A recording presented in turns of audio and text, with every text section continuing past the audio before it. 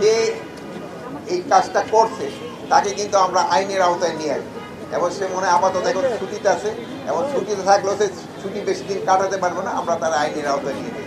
এই ধরনের কাজ আমরা কোনো সময় প্রশ্রয় দেবো না। আর প্লাস উনি এইভাবে সাবমিটও করার কিন্তু সিস্টেম নাই, এটা কিন্তু একটা প্রসিডিউরটা আছে, ওই পেপারে কিন্তু প্রসিডিউরটা লেগেছে, উনি প্রসিডিউরও ফলো করেন। আর আমি পেপার প্রথম আলোকে আমি ধন্যবাদ জানাই, তারা এই জিনিসটা আমাদের সবার সামনে প্রকাশ করার জন্য।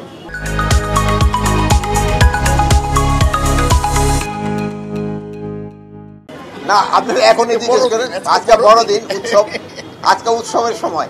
দাঁতপুরে ঘটনাটা আপনারাও জানেন, এটা তো আমাদের একজনকে অ্যারেস্ট করা হয়েছে এবং তার কাছ থেকে কিন্তু ওই আমাদের এইসব লোক চলে গেছে, আল্লাহ তাদের ব্যস্ত নসিব করুক, ওদের সবার মোবাইলগুলো কিন্তু পাওয়া গেছে, ওই কিন্তু নিজে স্বীকারোক্তিও দিয়েছে। এরপরে আইনের আওতায় তো তারা আনা হয়েছে এবং তার বিচার হবে।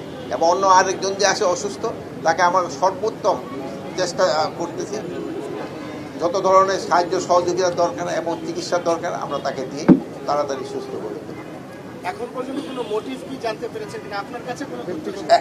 না, এখন পর্যন্ত মোটিভ যে সময় জানতে পারবো সে সময় আপনারাও জেনে যাবেন, আমরাও জেনে যাব।